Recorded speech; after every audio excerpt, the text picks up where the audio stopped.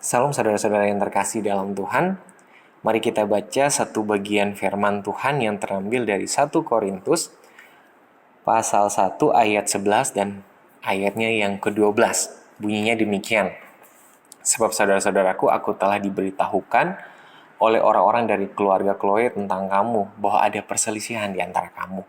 Yang aku maksudkan ialah bahwa kamu masing-masing berkata, aku dari golongan Paulus, atau aku dari golongan Apolos, atau aku dari golongan Kefas, atau aku dari golongan Kristus.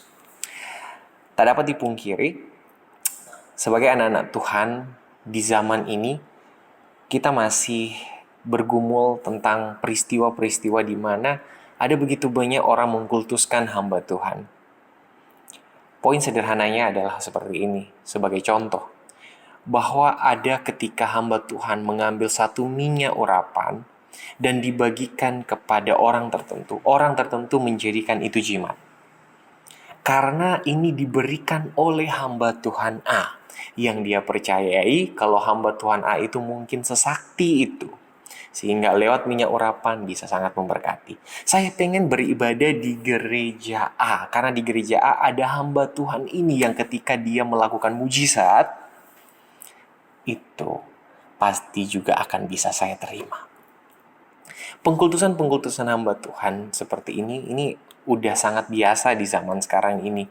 Bahkan ada begitu banyak orang yang begitu militannya kepada kekristenan, tapi sebenarnya tidak militan bagi Kristus, namun militan bagi hamba-hamba Tuhan tertentu yang sudah dia kultuskan, yang sudah dia dewakan.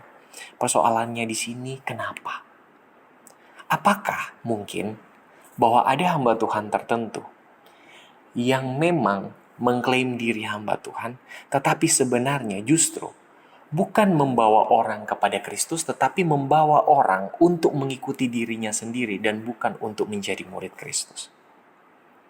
Sebagaimana firman Tuhan yang kita baca saat ini menunjukkan secara jelas bagaimana Paulus di awal-awal ayat dia selalu mengeluarkan kalimat-kalimat atau frase-frase yang sama juga sehubungan dengan kata saudara-saudara, dan menunjukkan juga bagaimana umat Korintus itu adalah umat Kristus dan otomatis sebagai keluarga orang percaya. Mereka yang dipertumbuhkan oleh iman, dan oleh iman itu mereka menjadi pengikut Kristus. Dan seharusnya buahnya itu semakin jelas dengan bukan hanya bisa melayani, tetapi ada persekutuan, ada persatuan, dan tanpa perpecahan.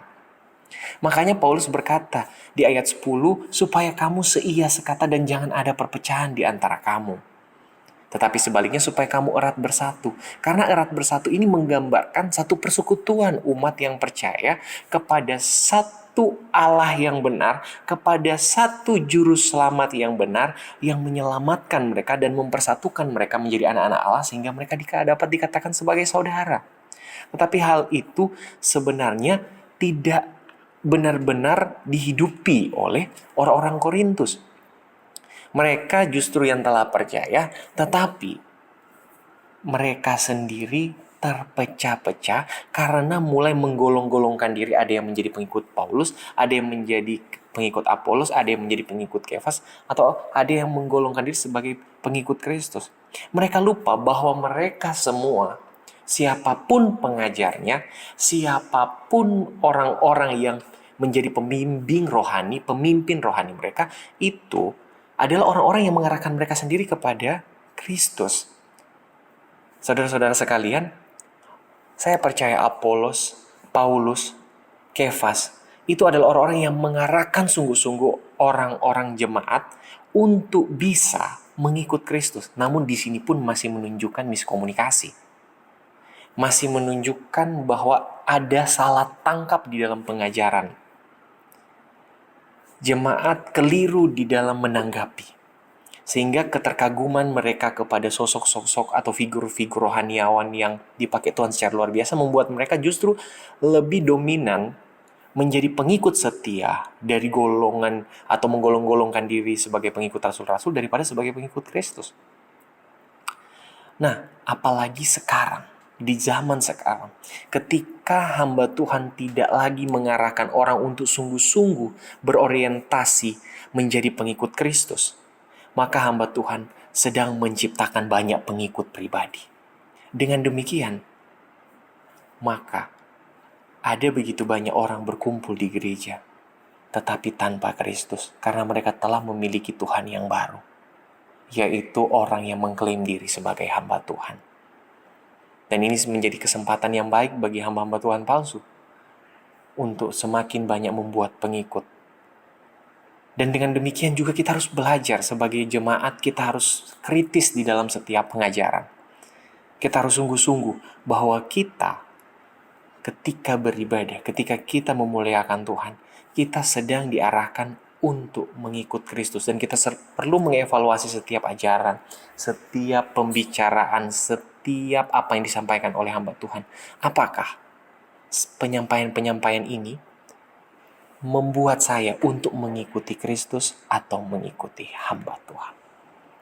Biarlah ini menjadi satu perenungan bagi kita, bahwa ketika kita terpanggil menjadi umat percaya, kita adalah umat Allah. Dan kita semua dipersatukan menjadi saudara-saudara seiman di dalam Kristus. Dan di saat yang bersamaan, kita perlu menyadari juga bahwa hamba Tuhan hanyalah alat Tuhan untuk membawa orang mengenal Kristus. Dan bukan membawa orang memuliakan hamba Tuhan.